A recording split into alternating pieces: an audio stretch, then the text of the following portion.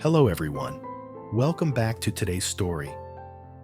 In this episode, while Mrs. Hugh and Mrs. Puang plot to bring Mai and Alex closer, dreaming of a perfect, respectable marriage, Alex finds himself torn between duty and the woman he truly loves, Tuna. As pressure builds at home and expectations tighten around him, Alex must make a choice that could either break his mother's heart or break his own. Meanwhile, in a humble little house filled with sunlight and the laughter of baby Henry, one that may change all their lives forever. Stay until the end, because today's episode reveals how powerful love can be when it stands against tradition and expectation. And don't forget to subscribe to help us reach 10,000 subscribers. Your support truly means the world to us. The noon sun pours over the quiet two-story townhouse, warming its white walls and polished wooden floor. Inside, Mrs. Puang moves with practiced grace, setting out a tray of lotus tea before the front door creaks open. A familiar silhouette steps in. Mrs. Hugh, her old handbag worn, but her smile glowing as if she had been rehearsing it on the way here. The two middle-aged women meet like old friends who never run out of things to say, their laughter rising long before they even sit down. They settle across from each other on the living room chairs, steam drifting gently from the cups in their hands. At first, it's the usual chatter, aches in the knees, the rising price of pork, neighborhood gossip. But beneath each sentence lies the same unspoken worry both have carried for years. Their children are grown, successful, and still unmarried. You know, I've been thinking, Mrs. Hugh begins softly, swirling her teacup in slow circles. Mai wants to come work in Alex's company soon.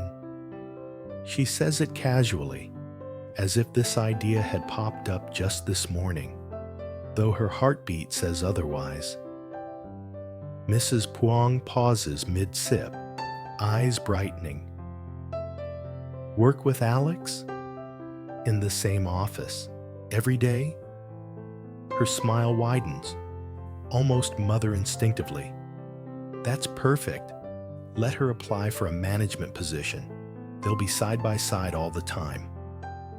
As the conversation drifts from staff shortages in Alex's company to the old stories of Mai following Alex around with a tiny backpack, the unspoken grows louder. Just let the kids work closely, Mrs. Hugh remarks, voice calm but eyes shimmering. Sometimes feelings grow when people spend time together. Mrs. Puang laughs lightly, tapping her friend's hand. We don't need to push anything.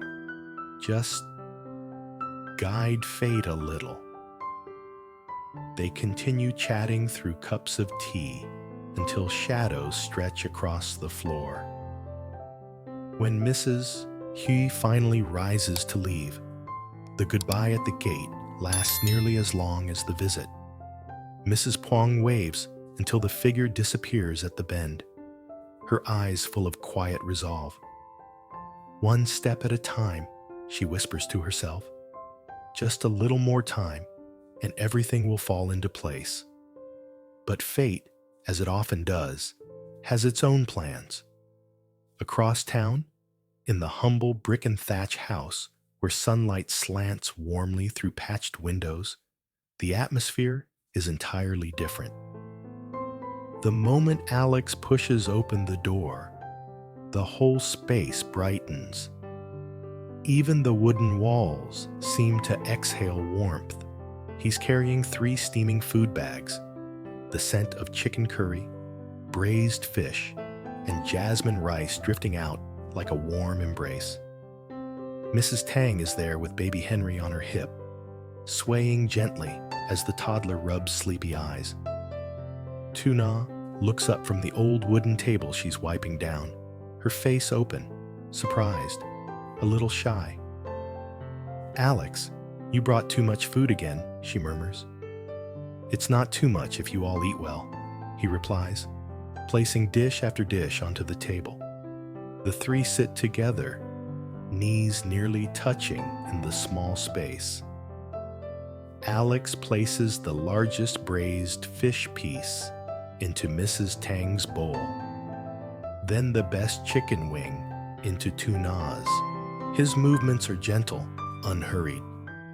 Habits of someone who notices every detail, who cares without needing to announce it. Mrs. Tang beams as she chews. "He treats us like family, Tuna. You're spoiled, girl." Tuna blushes, daring not to look up. Underneath the lamplight, her eyes shine with something she tries hard to hide. After the dishes are washed and stacked to dry, Alex clears his throat and reaches under the table, pulling out 2 shoeboxes. He places them on the floor between them. "Open them," he says simply. Tuna hesitates, fingers trembling as she lifts the lid. Inside lies a pair of white shoes, simple, soft, elegant. She blinks several times before she can breathe again. Alex kneels, taking her foot gently in his hand, slipping the shoe on as if she were made of porcelain. Mrs. Tang claps loudly. "Look at that! Perfect! Alex, you have good eyes." Tuna's voice barely escapes her. I don't know what to say." He only smiles. Henry babbles from the crib, kicking his tiny feet as if cheering with them. The entire room feels wrapped in golden light, the kind that makes strangers think, even from outside the window. This must be a family. Later, Alex drives Mrs. Tang home, the red dirt road winding between tall acacia trees. When he returns, the house is quiet, too quiet. Only Tuna and sleeping Henry remain. Alex stops by the crib, looking down at the little boy. Henry sleeps peacefully, hugging a soft cloth to his chest. Something shifts in Alex's expression. His guard loosens, leaving only tenderness. Behind him, Tuna stands with her hands clasped, breathing slow, steady yet uncertain. The house feels smaller than ever, as if the air itself has noticed what is happening. Alex turns, slowly, his gaze locking onto hers. Her eyes glisten, something fragile and hopeful trembling inside them. He steps closer, placing a warm hand on her shoulder. She shivers, not out of fear, but because she's been waiting for this moment longer than she dares to admit. Their fingers find each other, hesitantly, then firmly. Outside, the setting sun bleeds red across the fields. Inside, the world narrows to 2 hearts finally beating in sync. Alex leans in, voice low, barely a whisper. "I will find a way for us to be together forever." Tuna nods, unable to speak, tears sliding down her cheeks. But she smiles, wide, bright, the smile of someone who has just been handed a future she never believed she deserved. Night falls. The living room glows under a single warm light. Mrs. Puang sits with her back straight, hands folded neatly in her lap, waiting for Alex to come home. When he walks in, she turns with a smile that's both gentle and expectant. "Alex," she begins softly, "Mai will start working with you soon.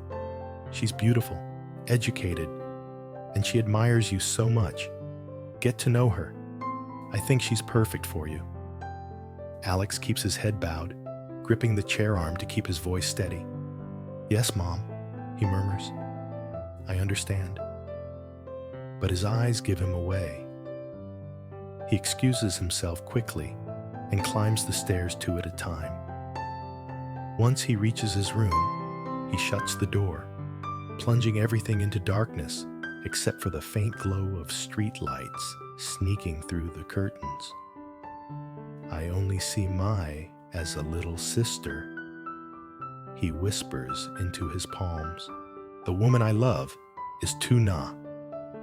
Downstairs, his mother's voice drifts faintly upward, warm but firm. Think carefully, son. I only want what's best for you. Alex's phone lights up beside him. The name Tuna glows on the screen. His thumb hovers, stops. His heart pounds. Between the world he was born into and the world he wants for himself, he knows a storm is coming. And he knows someone, either his mother or the woman he loves, will end up hurt. The next morning arrives quietly, but the weight in Alex's chest has only grown heavier. Sunlight crawls across his bedroom floor in thin golden lines, touching the stacks of documents, the neatly folded suit jacket, the untouched breakfast his mother left by the door. But nothing can pull his thoughts away from the promise he whispered the night before. I will find a way for us to be together forever. He sits at the foot of the bed, elbows resting on his knees, staring at the lit phone screen again. Tuna's name appears at the top of his recent messages. Below it, a single text from her. Did you get home safely? Just 6 words, simple and caring. But for Alex, they carry the warmth of everything he longs for and everything he fears losing. He starts typing a reply, stops, deletes it. Downstairs, the clatter of pots and pans echoes. His mother preparing breakfast, humming an old song about fate and good matches. The lyrics drift up like a warning. Alex pockets his phone and heads down, face calm but heart bruised. Mrs. Puang is setting out a plate of warm ban kuan when she spots him. Her smile stretches instantly. Too bright, too hopeful. Alex, sit. Eat before it gets cold, she says, placing chopsticks neatly beside his plate. And after breakfast, don't forget to stop by the office. Mai is coming in for her first day. I told the staff to prepare her desk right next to yours. Alex stiffens, forcing a swallow. Mom, about my... Before he can finish, the front gate creaks open. A bicycle bell jingles. A woman's voice calls out softly. Aunt Fuang, it's me. Mrs. Hughes steps in, her daughter Mai walking 2 steps behind her, clutching a small handbag and a shy smile. Mai came early, so she can settle into the office with your help, Mrs. Hugh beams. Mai glances up at Alex, her eyes full of admiration she doesn't try to hide. Good morning, Aunt Alex. Alex forces a polite nod. Morning, Mai.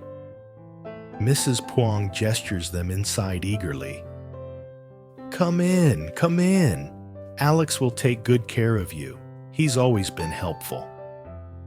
The 2 mothers share a look, a mix of pride, hope, and strategy. It's clear they have coordinated this down to every detail. Mai sits at the table, accepting tea with both hands. I'm grateful for the opportunity, Auntie. I'll do my best. When she turns to Alex, she smiles again, softer this time. I'm excited to learn from you. He nods, but says nothing more. Everything in him feels tight, pulled in opposite directions. And then, too soon, the moment he dreaded becomes reality. Mrs. Hugh clears her throat, folding her hands over her lap. Actually, I was hoping to talk to you, Sister Puang. Privately. The room stills, but Mrs. Puang waves her hand dismissively. Oh no, speak freely. We're all family here. Family. The word drops like a stone into Alex's stomach. Mrs. Hughes' smile turns gentle, almost rehearsed. You know, Mai has always admired Alex, ever since they were little. And now that she's working with him, well, I wanted to say that if the two youngsters feel compatible, our family would be honored. Mai blushes deep red. Mom. But she doesn't deny it. The air thickens. Alex stares at the steam rising from his tea, unable to move. Mrs. Puang clasps her hands together, thrilled. Hugh, I've thought the same thing. Mai is beautiful, educated, gentle. She would make a wonderful daughter-in-law.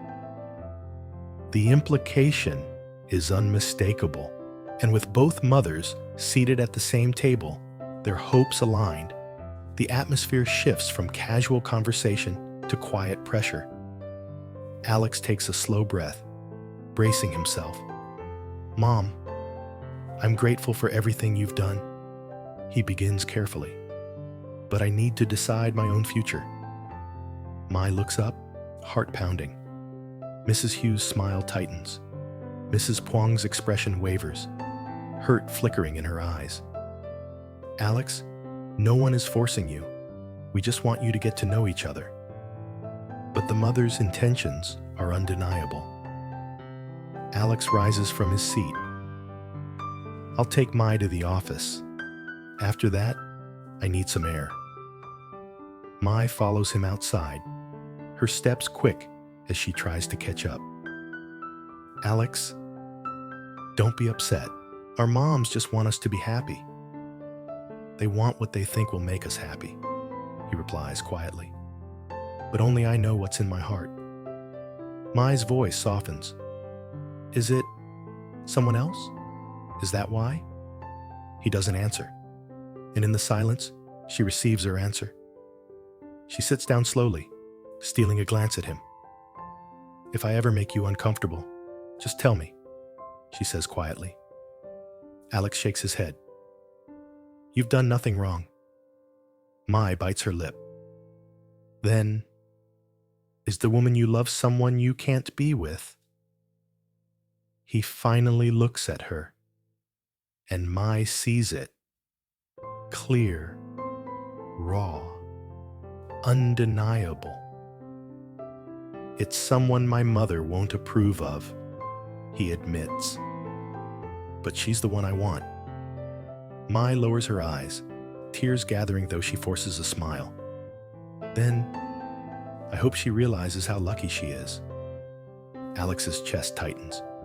He has no comfort to offer without creating more pain, so he simply nods and walks away.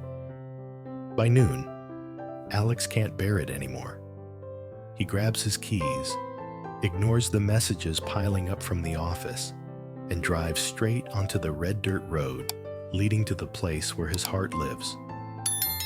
Tuna is washing baby Henry's clothes in a basin outside when she hears the motorcycle pull up. She looks up, startled, hands still dripping with water. Alex? He steps toward her, breathless, eyes burning with determination. Tuna, I need to tell you something. His voice trembles slightly, not from fear, but from urgency. My mother, she wants me to marry Mai. She and Mai's mother talked about it. They're pushing it. Tuna freezes. She doesn't speak. Her hands remain submerged in soapy water until tiny bubbles gather around her wrists. Alex continues, stepping closer. I told them no. I told them I have someone I love, and that someone is you. Tuna swallows hard. Her breath shakes. Alex, you shouldn't say these things. Your mother, she won't agree. She'll hate me. I don't want to cause trouble for you. You're not causing trouble, he says, reaching for her hand. You're the only person who makes my life feel real. Henry babbles from the hammock, perhaps sensing the tension. Tuna's eyes brim with tears. She tries to blink away. But your world and mine, they're so different. Your mother has dreams for you, a job, a business, a good match. You're everything I want. Alex interrupts, voice fierce and honest. I'm not asking you to fit into my world, Tuna. I'm choosing you. Wind rustles through the bamboo fence, carrying the scent of laundry soap and sunlight. For a long moment, neither of them speaks. Then Tuna steps closer, just one small step, and whispers, "If you choose me, Alex, then I'll stand with you, no matter what happens." His breath leaves him in a rush. He pulls her into his arms, holding her as if the world might yank them apart any second.